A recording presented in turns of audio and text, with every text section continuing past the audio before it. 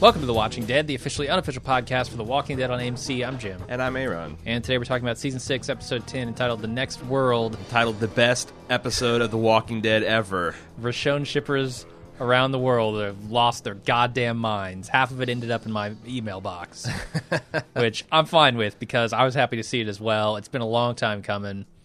I think, was anybody like genuinely surprised by this happening eventually, or was it more just like it kind of snuck up on us? I don't even know if it snuck up on us because we had some spoilers pointing to this happening. Right.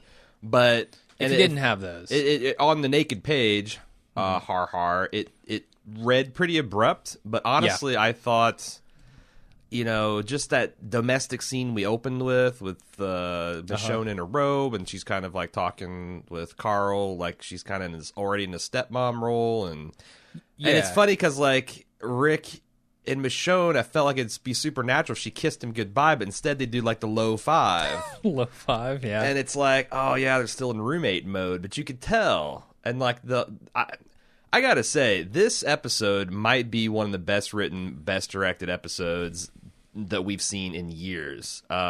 Sure. Because there's just a lot of subtle things throughout, like, Michonne meditating on Deanna, saying you got to decide what you want for your life, and I'm trying to figure that out, or I'm working up I forget exactly what I wrote it down in my notes. Yeah, but she's just figuring it out, and it plays in with some other storylines that are going on here. Right.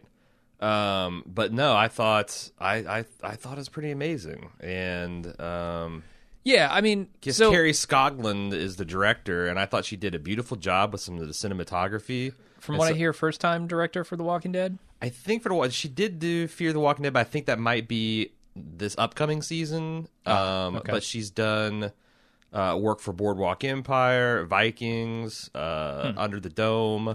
I'm just going through and looking see stuff. She did an episode of Banshee, it looks like. Oh, wow. So has Ryan Johnson ever done an episode of Banshee? I feel like he'd be perfect. I don't for know. it. You know what? Because I've only been fan watching, so Okay. I wouldn't know. But that'd be interesting. I'm sure Michelle McLaurin's had to done a few, maybe, or maybe that's just the B team directors. They let people go crazy on. But no, I thought this was it's not without its problems because Absolutely. It is The Walking Dead, and they're to a certain extent kind of pigeonholed into the mistakes of the past, but. I mean, and also just the relationship of Rick and Michonne has been something that's carefully been built for like 3 fucking years. Right, and it's something we've talked about as being one of the better parts of Walking Dead. Yeah, and not just a relation, because it's also if it's just a relationship between her and Rick, rather, it would be one thing. But they've also built this relationship with her and Carl. That these people, this is a family. In fact, if not in name. And that they're taking even a closer step to this in this episode. Like I said, I was blown away. Setting the Rashon stuff aside, I just thought like the buddy pairing of Rick and Daryl. Great. Daryl's been an underserved character moments, for a while, yeah. and they had some snappy dialogue that kind of set things up for the middle and the end of the episode. It's just clever. Yeah, no, I'm with you. There are a couple of Benny Hill wub moments, but I kind of dug that too. And really, I feel like it got silly in the middle for me a little bit. But yes, but I feel like they recognized that, and they with the musical cues and just the kind of manic action, they just decided to lean into it rather than say go to McCreary. I don't know if Bear McCreary is still writing music on there, but instead of being like go uber serious, it's almost like. I mean, that's the John Carpenter version of Benny Hill, right? Sure, like that music is just like, that's we're the gonna Walking have Dead synth version of Benny Hill. Yeah, exactly. Yeah, so they clearly knew what they were doing. But I don't like. Sometimes this show doesn't realize what kind of tone it's taking. Yeah. Other times it does. I feel like there's a lot of schizophrenia within this show, just kind of. And honestly, I was relieved. Most of it is really I was good. relieved to find out I could unironically enjoy an episode of The Walking Dead this far into it because I started to wonder. I'm a big fan of Tom and Kelly over on Downton Abbey, the podcast on Bald Move. But sometimes I'm just such a huge Downton Abbey fan that, and they're so clearly kind of like, because they're into it and they watch it multiple times, they like nitpick and hate shit that I'm like, oh no, I'm still loving it. And I'm like, man, I hope when they really knock one out of the park, I can give it to them. And I think we're going to give it to them. I think so. Why don't we get into the recap? Before I do, I want to talk some meta stuff. Oh. Hardwick's listening to The Walking Dead, no? Someone on the Talking Dead staff is listening. Like, I know that was like 2.5 months ago that we did the thing where we said, what's a spoiler warning? This is so stupid. But, like, that was only really, like, 3 episodes ago. Mm-hmm.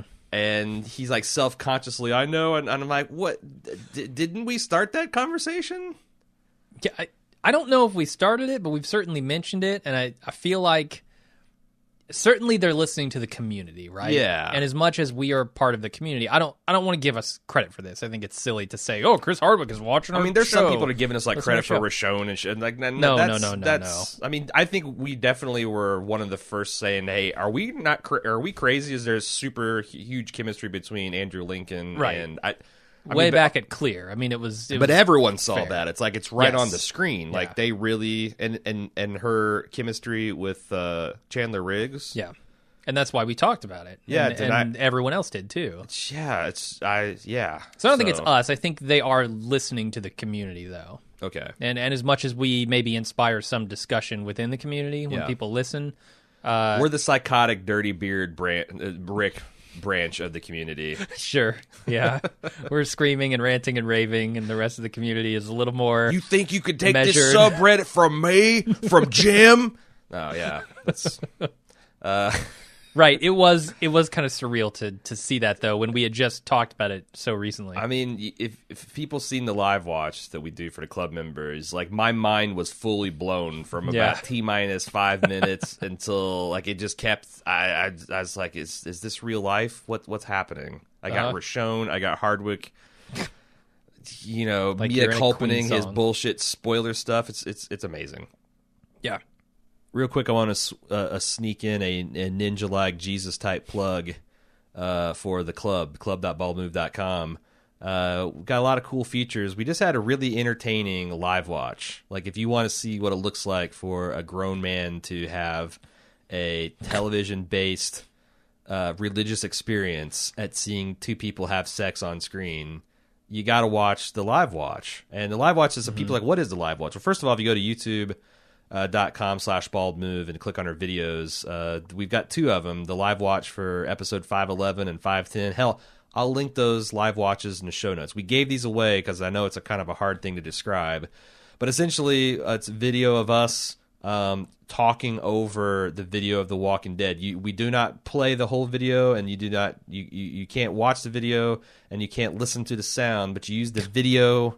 It's hard to describe. Use the video that we have to synchronize your own copy. So if you're watching on Netflix or iTunes, or if you got a DVR copy, or you're watching it live, you synchronize the video with your video, and then we provide a commentary track. Mm-hmm. Sometimes it's funny, sometimes it's insightful, sometimes we make fun of local commercials. It's a good time, but it's one of the premium features that you can only get on the club, as well as ad-free podcasts, VIP access to the forum, tons of other bonus content. We're doing first-run movies. We just did Deadpool. You only get the spoiler-free section unless you're a club member. Go to club.baldmove.com. It's inexpensive, it's a good value, and it's a great way to support independent podcasters.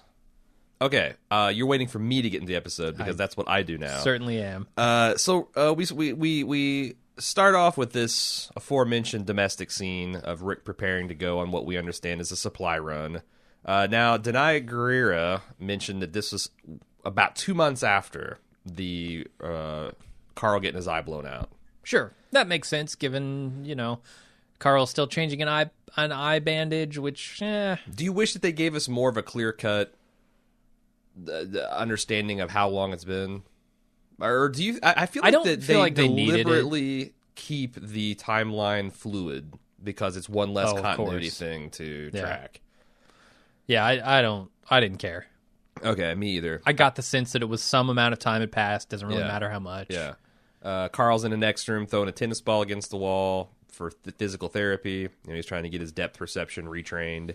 and Michonne's bitching about a lack of toothpaste, and it's just a really cute family scene. And like I said, what really got me is when I felt like it was entirely natural for them to give each other a kiss goodbye. They give each other this kind of weird high five thing, or low five rather. Right. And I guess that implies at the end when they finally do get together that is the first time. And you were talking about that in the live watch. I think there's a lot of evidence Yeah. in this episode, now that I've seen it a couple times, that points that this is a first time, that they got down. Yeah, and I went into this episode going, oh, it must be like a year in the future or something. And to know that it's only 2 months, that makes a lot of sense as well.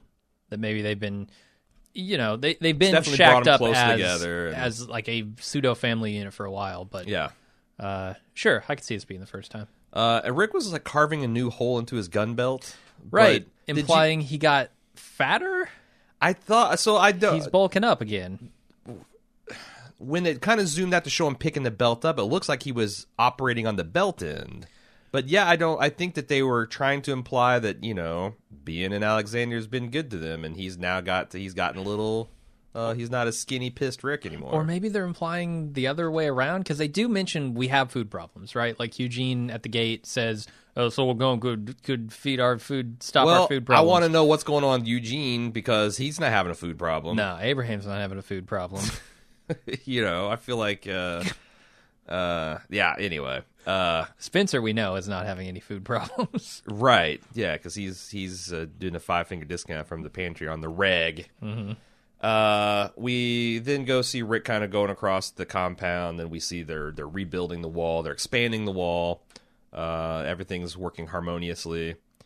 We see a nice scene of Daryl getting a shopping list from Denise.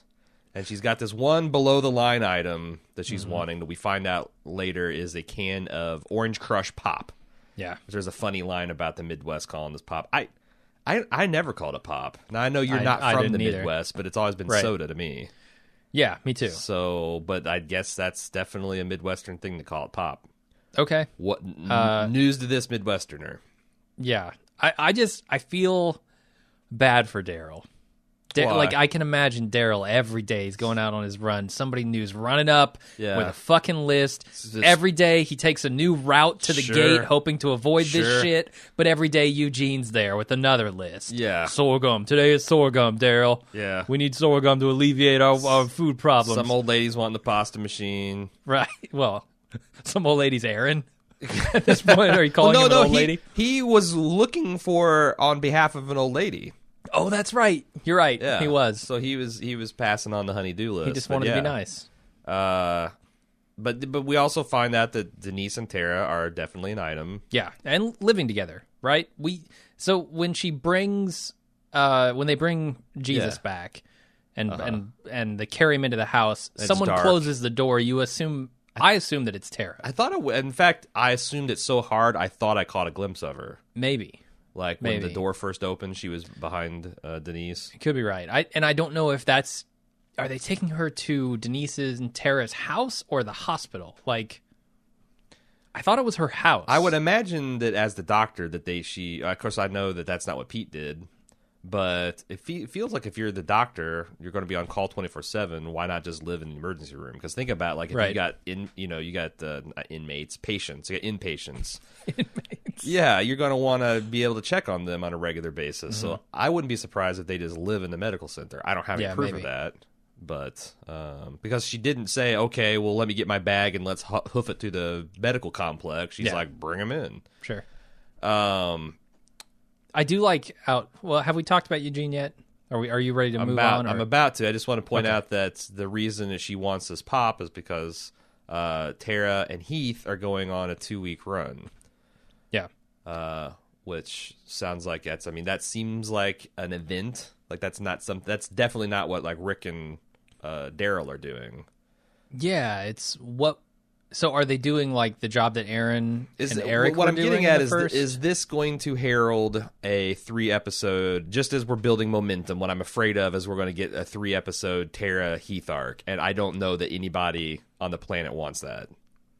Yeah, I mean, there are a lot of characters who I might want to see Tara pair up with for an episode. I don't know anything about Heath. An episode. Like an episode is fine. Right. But that's usually these things become a multiple episode arc. And it's not that I have anything against Heath. I just don't have any affection for him because we've not seen him. And I at mean, all. I'm sure maybe they could construct a 3-episode arc with those two that would be okay. But on the other hand, like this shit with Jesus and Rick and Michonne and Carl is super interesting, man. Right. I don't really want to go away from it now.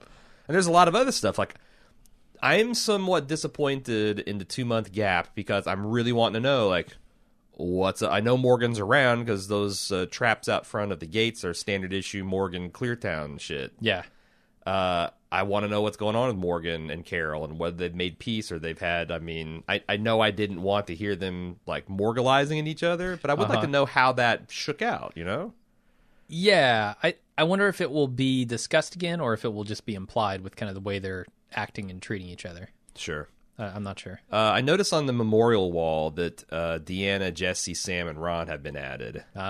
Still no Reg. I paused it and looked at every one of them. Like, unless his real name was Richardson.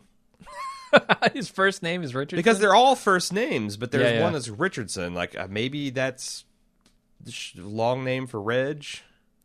I mean, Reginald is what I would think if you're going to have a long-named Reg. Right. So I don't know. I don't know why. Maybe the wall is the memorial enough. Like the entire wall, it's now called the Reginald Monroe Memorial Cold Rolled Wall. Surrounding the Alexandria safe zone. Yeah. So Rick meets Daryl up on the run. Eugene comes up and says, "Fuck your barley. I want sorghum because it's like a superfood." Yeah. He's been watching old episodes of Dr. Oz, and he went on a whole sorghum tear. And you could tell, like, you know, Rick and Daryl are this close to giving him purple nurples and pink bellies and decide to roll on. It's every day. It's every day with this guy at the gate. Sure. The other thing I noticed when they're driving out is they have this nice little, like, weave pattern set up kind of at the front. You know, aside from just the sticks, they also parked cars in front of it. Yeah. So, like, it's a little harder to just ram the gate straight up. It's like what they've done with U.S. embassies in recent years. They got a little chicane you got to run. Makes total sense, and I like to see that. Yes. This is little things. You don't have to call attention to it. It shows you that they learned a thing or two from the mishap with the wall. Indeed. Maybe they've even got rally points and, you know, emergency meetup backup plans. Yeah, who knows? Like, you know, they had in the prison. Sure. So Rick and Daryl are discussing the law of averages, which that's kind of like the dialogue thematic element, that they're wry observations that they have shit luck, not just of late, but pretty much the entire run of the series. Yeah. And that, you know, eventually it's got to turn around for them. They mentioned they haven't seen anyone for over 2 weeks, anyone new, which implies that they have met some people within the last 2 months. Yeah, I think he said it's been weeks. Or maybe it's weeks. I thought he said 2 weeks, but he could have said few weeks. I think he said a few weeks, so it could be the whole 2 months, I think. You know, Daryl says, and, you know, not that that's a bad thing, because, I mean, there's a lot of things, like, I wish I'd hear them talk about this Negan thing, but on the other hand, it's clearly on their minds, and that's enough for me to put a pin in it. Rick, much to Daryl's chagrin, fires up the Ronnie D. Ronnie D? Is that... Yeah, I looked it up. It's Ronnie D, who is a man. That's a man singing? Yeah, it's a man. I wouldn't have guessed. I was going to write it down, but the next song is about him finding the love of the good woman in her arms. Like, I wonder if this is a subtle Tara Denise acknowledgement.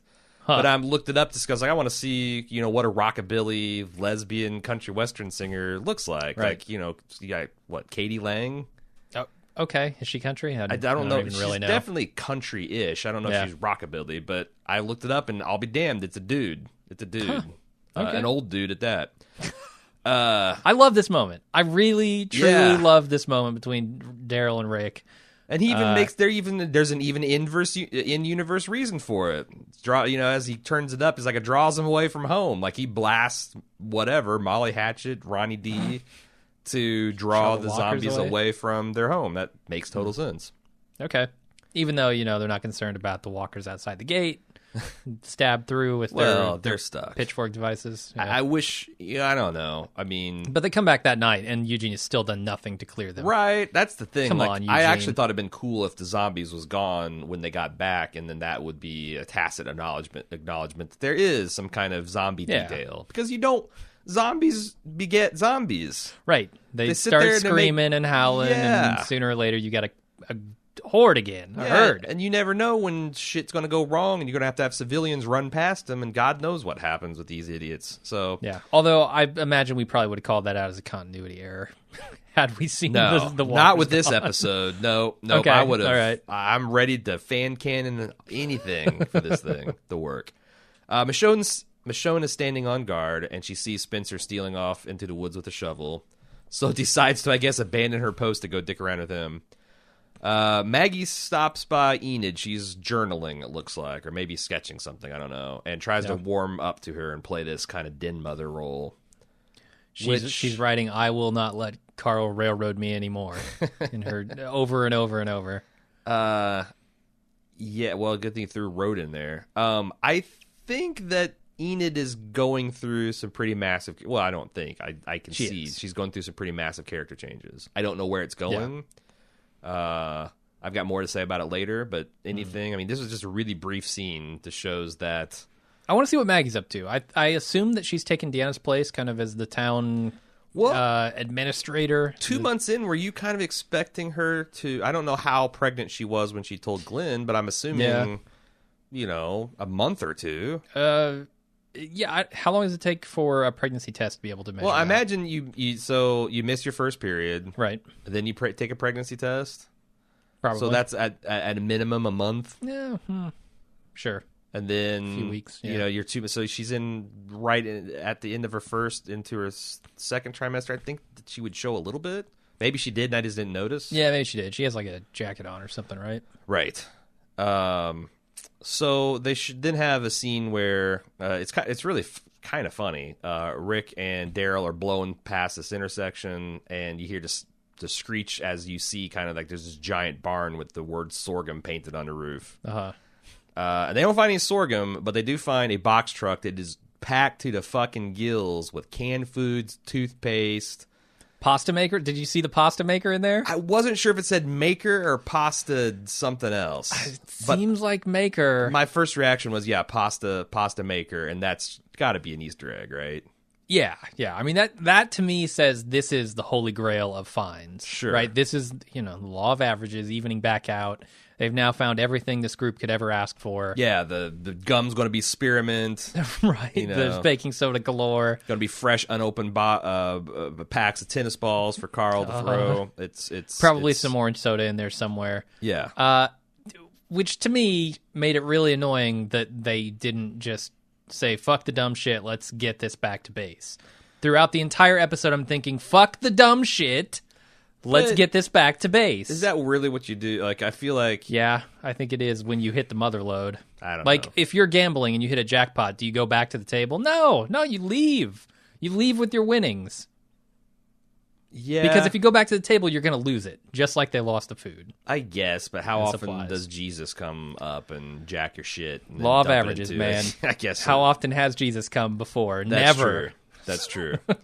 So on the way back, Daryl notices a vending machine. That's the thing. Like, I feel like if it hadn't been Denise, they would have headed right back. But he saw this vending machine. Presumably, it said something Orange Crush on it, or I don't know why. But they're like, "What's it going to hurt?" Couldn't see the front. Yeah.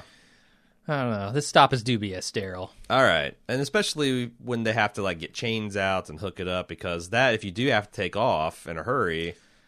We see how effective it is to track something that's dragging chains and a vending machine behind it. Anyway, they do flip it over with a little bit of ingenuity, and they start to loot it when literally Jesus shows up. And it's funny because on a live watch, it actually startled me. I wasn't prepared. There wasn't any obvious danger. There wasn't any ominous strings. It's just bam, some body flies in and tackles him. I said, Jesus. And then I'm like, it is Jesus. Because I've read the comics, you see. Speaking of Jesus. Yeah. And Eugene and the sorghum thing, the sorghum sign leading them right to the location of all the food and supplies. Is there any chance that they're going to turn Eugene into a bit of a prophet when it comes to this group? Because he does foretell, like, I mean, he doesn't outright say, go to the sorghum and you'll find all the solutions to our problems, but he kind of does. No, but Jesus never came in right out and said stuff, too. That was very Jesus. Yeah, right? It's all about fishes and... Right, prophets always speak needles in and camels and water and wine. It's like, Yeah. So maybe they're doing that with him. I don't know. It's dubious, but we'll see. Sure.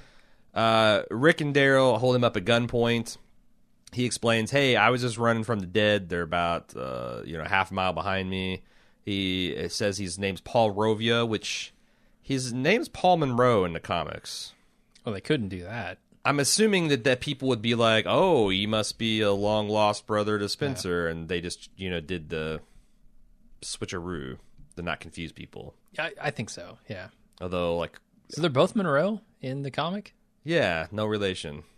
Huh. I mean, that happens in real life. Right, you run across sure. a guy named Jones, you don't think it's just he's your brother. curious when you're writing fiction that you wouldn't differentiate them with different last names, right? That's true. But maybe, I think that's got to be one of the hardest things to do if you're an author or any kind of creative is to come up with just names for people. Yeah. It's like, what do you call your high school chemistry teacher that gets cancer and cooks meth? Bob Jameson. Sure. I mean, it's tough, right? Uh-huh. Anyway, he strikes a Jesus pose as he says he's Jesus. I thought that was a nice touch, too. Yeah. They both bluff each other and say they're not from with any camps. Rick starts his how many walkers you killed spiel, and Daryl's like, no, not this guy. And he says, hey, I got to run because the zombies, good luck. And Rick notices a bunch of weird things about him. Like, this guy's clean. His beard's trimmed. He's essentially the opposite of season 5 Rick. He's got a lot of stuff going for him. There's more going on here. Yeah. And they debate whether to track him when they hear some gunshots. Surprise, motherfucker. It's actually firecrackers. I remember when I first saw this episode, I thought it was kind of bullshit that he just ran into these guys out of the blue. I was like, this is another bullshit Walking Dead staging problem. But now he was just doing that to snatch his keys. I think this whole thing is a trap. Maybe not a trap. Well, it's a ruse. I definitely want to talk about what is part of the plan and what's not part of the plan. Because clearly stealing the keys is part of the plan. Did you think in retrospect that Rick and Daryl are kind of rubes? That this guy's just running it's not like they're in an alley and there's a blind corner and this guy just runs full force into one of them with all the room in the world to maneuver. They're hunched over a big obstruction. Like, why the hell would it be coming this way? Yeah. I mean, I don't know. I think maybe you could get duped there. It's clear when you watch it that he's pocketed the keys and right away. He's unarmed and he's unassuming. So I felt like that there are signs that Rick and Daryl are on alert for some, but they just... But then it happens over and over again, and eventually he makes his way back to their camp by, I think, duping them. I don't know how hard he got hit in that truck incident, but it seems to me like he's fucking fine when he shows up at the end of this episode in Rick's bedroom. I don't know if you get hit hard enough to knock you out for hours, to legitimately knock you out. Well, if you actually that's something else wake up and you're fine. Sure. So I think it might all be a ruse, the whole thing. That is, if it's all, I have a problem with it all being ruse because that's some Batman level Gambit shit.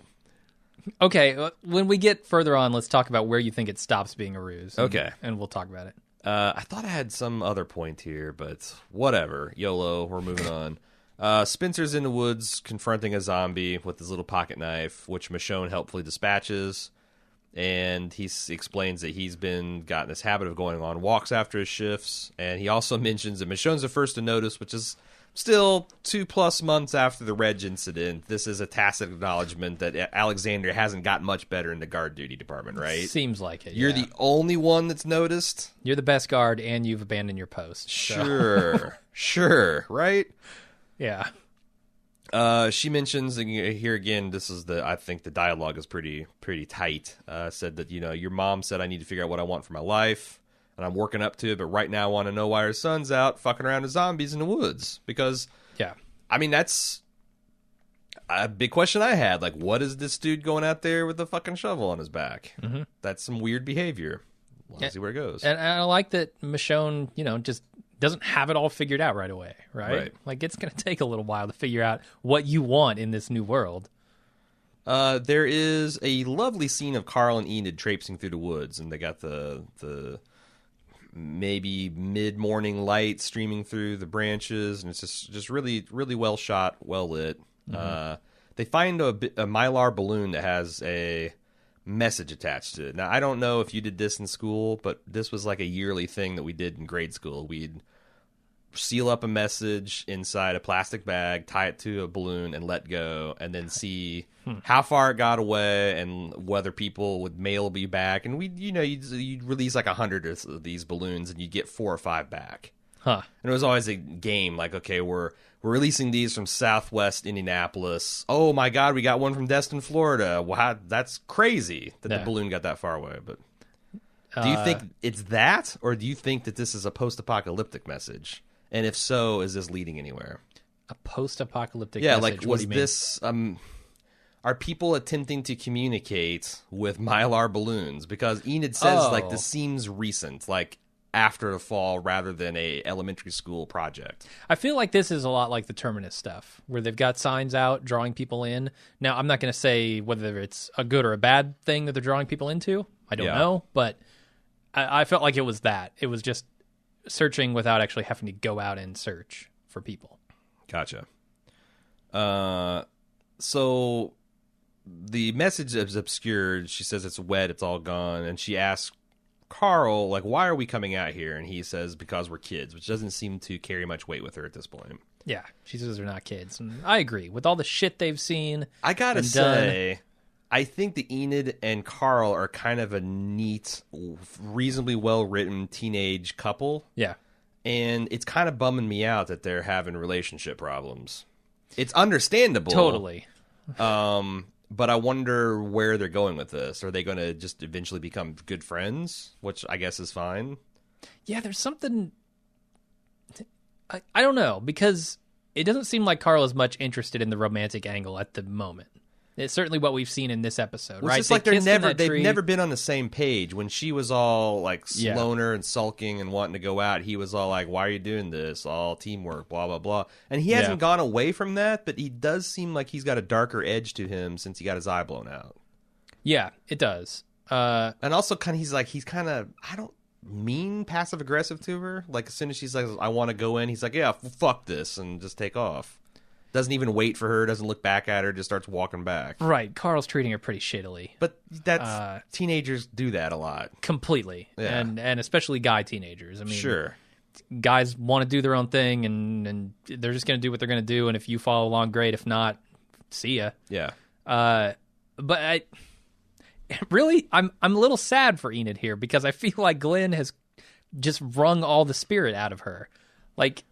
I get she's in like a better place emotionally, but she's also following Carl around like a little puppy dog. Well, she had this facade of... She doesn't seem to have any will of her own at this point.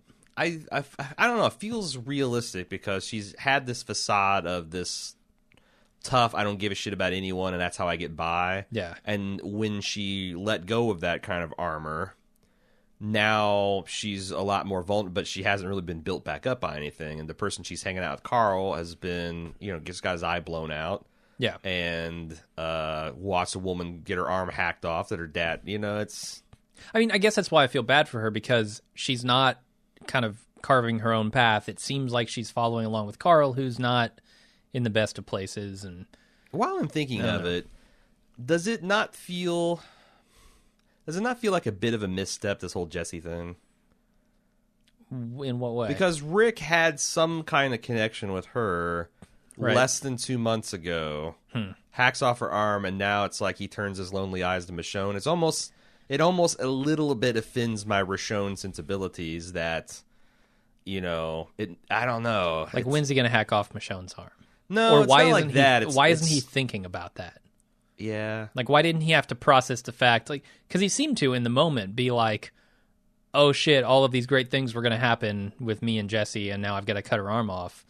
He doesn't ever. I mean, we skip ahead. I felt like they forced things with Jesse, honestly. Like, I wish they'd gone more with the fact that he had bonded over them, the fact that they were a parent, and the fact that she had this abuse, and it was kind of like Rick's desire to save people more than he was kind of in love, and then they made the, I think, ham-fisted decision to re-emphasize their love affair with all the flashbacks going in the Kill Bill vision when he's hacking off her arm, and I'm a little mortified that it makes Michonne feel like she's the second best prize when I think she is the top prize.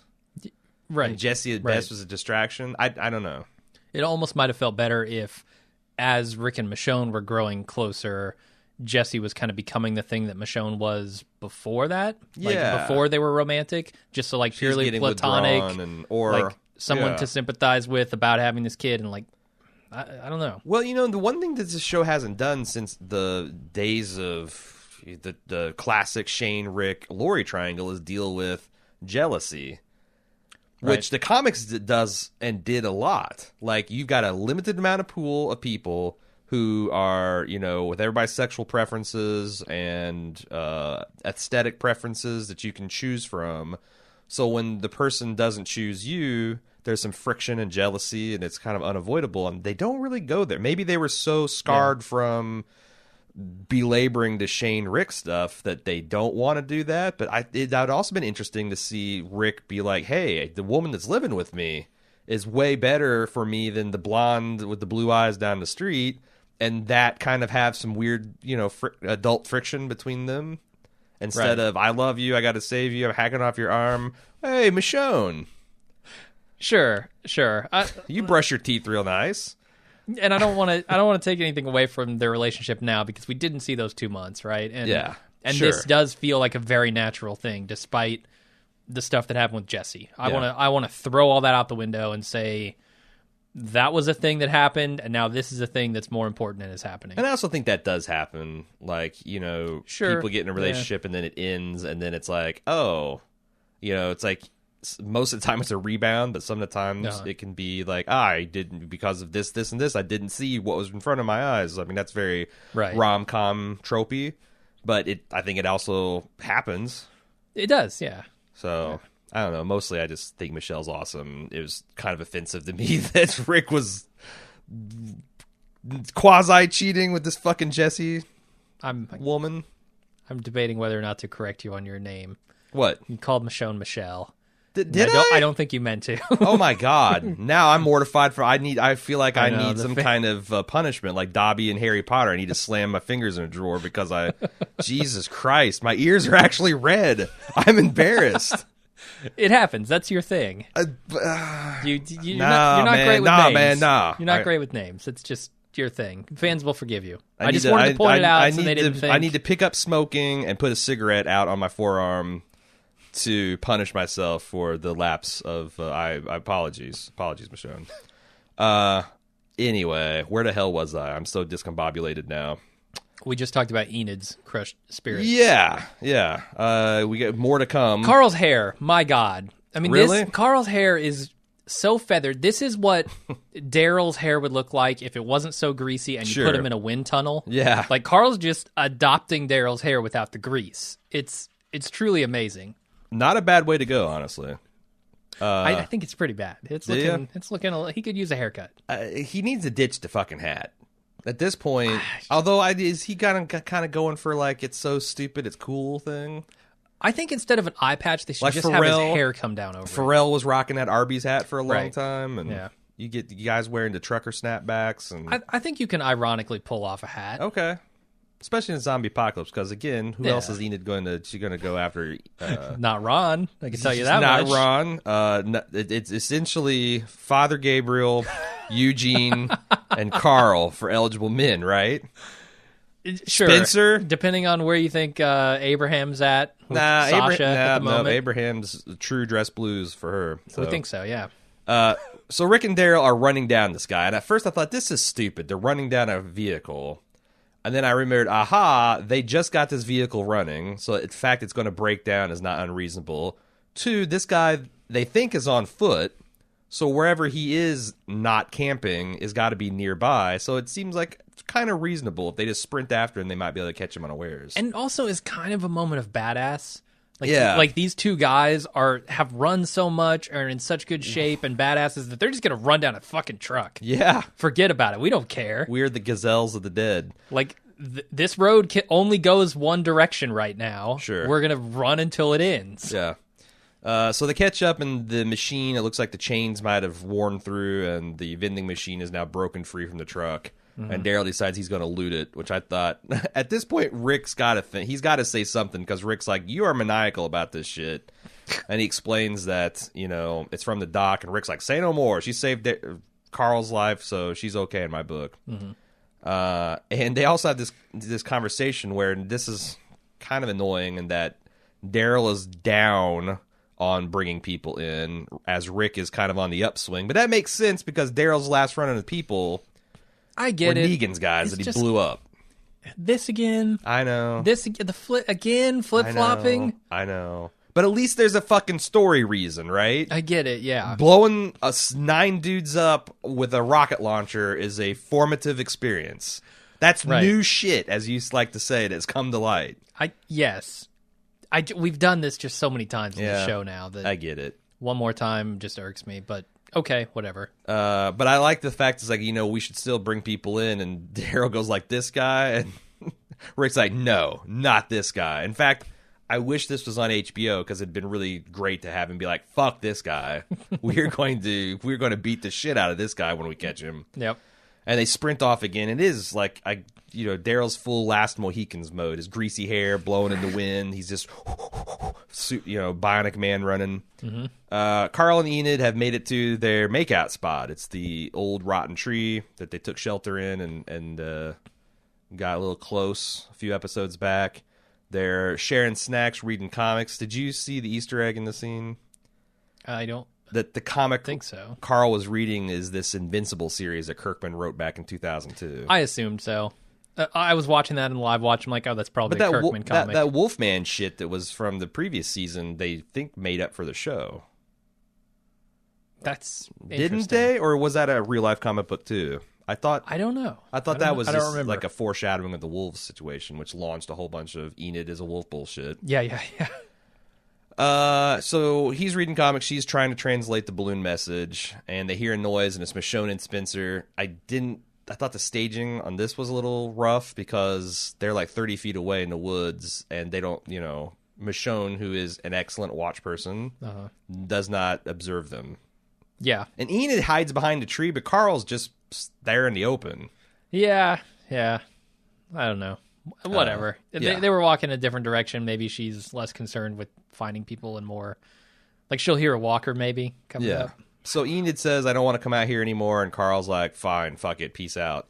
What's going on with Enid here? Is she A, the thing that Maggie said to her about you being disappearing and we're trying to rebuild, is that struck home? B, she actually cares about living, and zombies are kind of... If she's not exactly afraid of them, but she's thinking these are unnecessary risks. There's never an unnecessary Rick. All Ricks are necessary. What do you think? It's kind of hard for me to tell what's going on with her. She's up in the air, I think, even in her own mind right now. Like, how is she going to adapt to the stuff that Glenn has taught her about this place being your new family? And how is she going to adapt to the relationship that she has with Carl, who clearly isn't on that page? I mean, he's doing things that she views as like reckless or just not proper to help her quote unquote family. Yeah. The other thing is, I feel like if Carl could have explained to her what he's trying to do here with Deanna, they're not really that far off the page. Yeah. And in fact, maybe Carl's only doing this because he thinks this is what she wants to do. And part of this, like, fine, whatever, is just like I'm getting in my head that for the last 2 months he's tried to, be there for her, even though he's got his eye socket blown out, and he's doing the things that he never really wanted to do just to kind of placate her, and now she's blowing him shit about it, so he's acting like a teenage boy and like, oh, fine, whatever.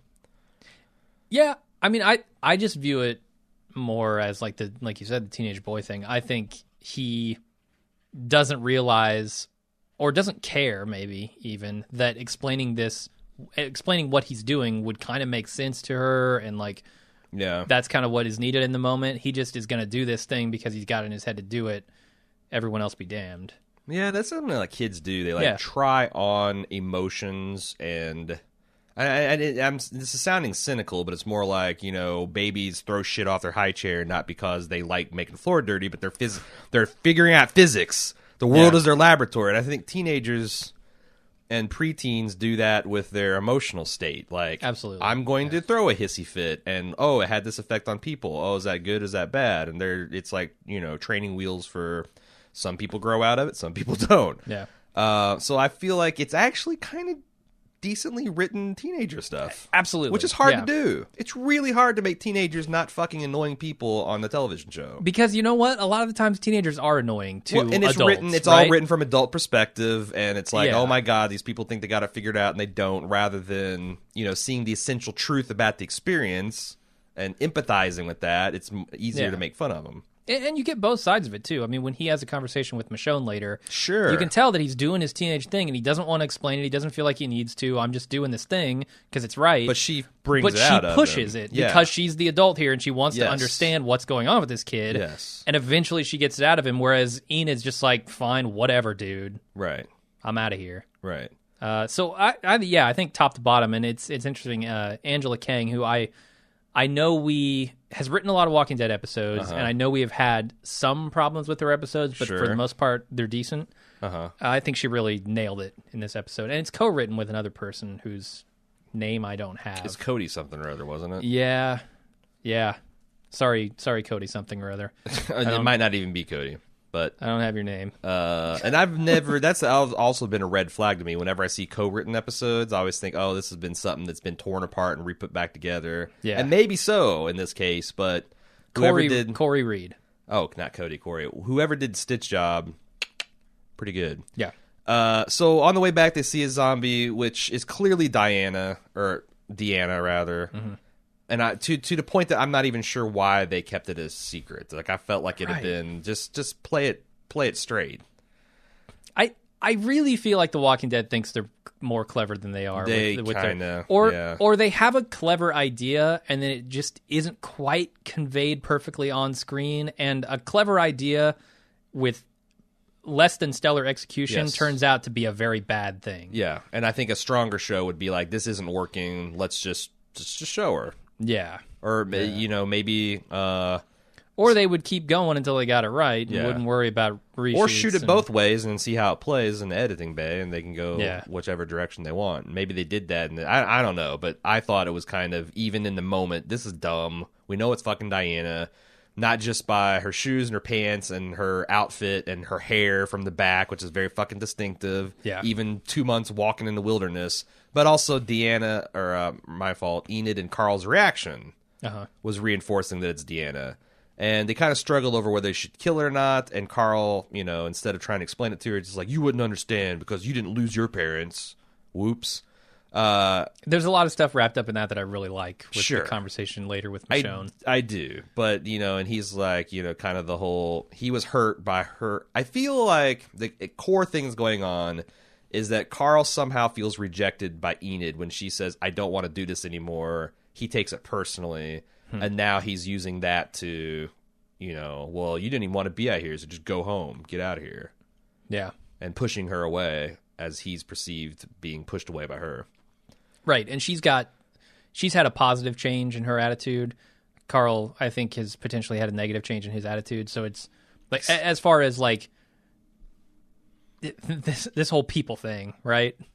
Like, which seems to be the crux of like, should we or shouldn't we? I'm not even sure be nice to people. I'm not even sure it's fair to say he's had a negative change because again, he's acting here from a place of love, like, right? And also this makes sense on subsequent viewing. I saw Michonne and Spencer, and maybe he doesn't know what they're doing, but I can lead Deanna back and let Spencer take care of it. And maybe Spencer won't understand the need for this, but I at least owe it to him to give him, like, if he doesn't want it, fine. Mm-hmm. But this has been, And if she eats him, all the better. Well, and that's the thing. This has been sometimes ham-fisted, sometimes not. Yeah. A thing that The Walking Dead has established. When someone dies and needs to be put out of their eternal misery, it's always seen as a courageous and selfless act to be the closest person to them to do it. And it's always been seen as a act of moral cowardice to not be able to do that and have someone else do it. Yeah. And cowardice might be too much of a term, because it seems like their friends always offer, like, hey, this is going to be hard for you, it's going to be, but like if you suck it up and do it anyway, that means something. Yeah, no, you're right. It's not. I don't know that his turn has been negative. Something has changed within him. It's hard to tell yet exactly what it is, though. Yeah, and I think that's the other thing that I've always been wanting to see more of, is this kind of from an anthropological standpoint, how they start doing death rituals and how they start viewing death in a world where death is a transition to this monstrosity. Yeah. It's like, instead of giving someone their last sacrament, you ritually put a bullet in their head. Like, I think that's interesting, and seeing this actually play out has me excited from that angle too. Like, I think post-apocalyptic culture could be interesting. It's been frustrating to just see people run from zombies and run from evil people for this whole time. So it's getting a little of this is hitting that bone for me too. Right, and I think like the stuff they did with the end of last season, one of the reasons I like it so much is it kind of also falls into that anthropological thing where death now isn't the moment where someone shuffles off the mortal coil. It's when someone is bitten, when someone is scratched, and they still have those moments to get some final words in, to say their goodbyes. Like, that changes the nature of death. Yeah, it's got the essential sadness of like cancer, only in fast forward. Right, and right. Also, you've got like 8 hours instead of 8 months. Yeah, and also they'll kill you at the end of it if you don't do something to stop it. Yeah, so. They have to. But no, it's great. So here's another thing we can debate about. They come upon Jesus, who has broken down apparently, and Carl and Daryl try to ambush him. Carl's nowhere to be found here, but Rick and Daryl. Jeez, where again? Let me light up another cigarette. Rick and Daryl. That's in my notes too. What the hell? Rick and Daryl ambush him, but he's pretty spry for a Messiah. Holy shit, is he ever? He's Messiah, and he kind of beats the hell out of him until they finally have guns and train them on him, and he kind of says, he kind of tries to call their bluff. It's like, are those even loaded? Which has me thinking a lot of things. They graphically prove that they are. Do you think that Negan's people, yeah, sure, they ran up tough and they had a whole bunch of guns, but how many of those do you think were loaded? And do you think that plays a role into how kind of wishy-washy that guy was? He seemed more interested in intimidating them than actually shooting them. So I legitimately, this is not me faking not knowing spoilers. I legitimately don't know where Jesus ties into this story. I don't know if he's one of Negan's guys. I don't know anything about him, really. Yep. So if he is one of Negan's guys, and we want to assume that, then yeah, I definitely think maybe half those guys on bikes didn't have any ammo at all. And it was more of a bluff. Maybe none of them had ammo. It also tells you something maybe about our group. Like, they've been a little more cautious, aside from Abraham, with their ammo. And they still have some left, whereas a lot of people around the area are running out. So maybe they're trying to convey some sort of, intelligence or badassness in that. I haven't had a chance to dust this phrase off for a while, but it's very mildly interesting, Jim. Your observations. Yeah. So they take the keys from him, they tie him up, which he says, "Oh, you're going to do this to me?" And Rick and Daryl observe, "Yeah, you're Jesus, and you've already gotten to bed. You're not going to have any problems with these knots." Daryl's pissed that his last orange soda is busted, and he throws it at him. And then they're going to leave him to the side of the road. I don't think it is his last orange soda. So he gets smashed up against the van, and I really like that they show him holding the bag up, and it's dripping soda. Yep. Obviously, some of the cans are smashed. Yep. He shakes one up, he throws it at Jesus. When he gets in the car, he's got one that he pulls out and is wet, but I don't think it's busted. Well, then why does he say at the end to Denise, "I tried that thing"? Because then the truck falls into the river. Oh, shit, you're right. So the can is gone with it. Yeah, you're right. Okay, you're right. I lost track of the cans for a minute there. Yeah. I think he only had one at that point. You're supposed to think, oh, man. Yeah. She's only going to get one soda. Maybe it'll be enough. Yeah, well, I mean, if it's a 2-week going away present. Yeah, it's not much soda for 2 weeks. So I got to ask, there's another meta question. Say you're Tara, and you say you have a tearful last fist bump with Denise, which that could be taken a lot of different ways now that I'm thinking about it. And she gives you the orange crush on your 2-week dangerous mission. Seeing how this is the zombie apocalypse, do you instantly down it because who knows how many precious moments you'll have left on this earth, and it wouldn't be sad to die with that can in your backpack? Or you do Will Smith it from Independence Day, and that's your victory dance. As you're sighting Alexander in her own home, you crack it open and have a nice warm orange crush soda. It's the classic conundrum. Yeah. To drink or not to drink. It's like, are you the kid that saves your candy or are you the kid that eats it all, except for you could die at any time? That changes the calculus. So if it's me, I save it. I save it for the victory dance. If you're the showrunners, I think you have her save it, let the audience hopefully forget about it, kill Tara on the road, and then show the can sitting there unopened as she's dying. Okay, a little as poignant an orange crush soda scene that you'll ever get. Exactly. In fiction. So Rick and Daryl on the way home, they hear a rustling on the roof. And this devolves into a hilarious game of tag involving box trucks, rednecks, Christ figures, zombies, rivers. My favorite moment is Daryl screaming, "We came to a conclusion, asshole," as he's trying to tackle this guy. Is that what he says? Yes. I couldn't tell. What the hell? Holy shit. What does that mean? Came to a conclusion? Like they were going to give him a second chance and they didn't, and like how does that tie in? So is he referencing when Rick says this is done? And they tie him up? No, I just think it's hilarious that's what he screamed as he's trying to bum rush this guy. That is pretty funny.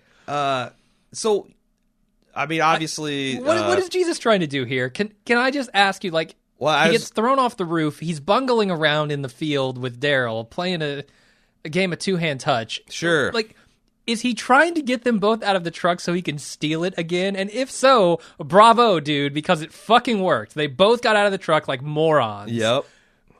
And you were able to route around Daryl and get in the truck. Yep. What the fuck is happening on screen at this moment? It seems stupid, but like, you know, I play Trials of Osiris and Destiny, where it's essentially you got 3 guys and they got 3 guys, and if you kill 2 of them, the only way that one guy can win is if he runs around and revives his buddies. And you wouldn't be surprised how many times I'm screaming, "Just stay on their fucking bodies! We can't." Oh shit, teammates down. It happens. You get kind of crazy, and you see the guy running, and it's, you know, kind of like a dog chasing a mailman. From the moment Daryl jumps out of the truck, I'm like, this is going to go badly. Well, right. Why do they have to get this guy? Exactly. Why don't they just leave him in the rearview mirror? Because they want to investigate this barn? Who gives a shit? Just, you got the stash. Drive away. So what? Now, obviously, you know, a bunch of scuffling happened. Jesus takes a really vicious shot to the skull with a car door. Yeah. It's got a head of steam, which I definitely don't think him getting captured was part of the plan. But you want to debate, I'm assuming, at what point does this stop becoming a plan? Because your idea is that he's deliberately trying to get Rick and Daryl to take him back to... It has to be, right? I mean, unless he just really wants these supplies, which I could also see. But sure, it seems like his jackpot. His plan is... I don't think that truck ever broke down. I don't think that tire blew out. I think what happened is... Why would you think he that, stopped in order for them to catch up to him. But why? And so he could jump on top of the thing and find their base. Why wouldn't you just jump on after you ran? Yeah. Why would you steal the keys? Why wouldn't you just do the gunshot thing and then get up on the roof while they're distracted in the first place? Yeah, I don't know. Like, I think he legit broke down. Really? Okay. And yeah, I do. Because then he's doing all these abracadabra things. Like, he clearly...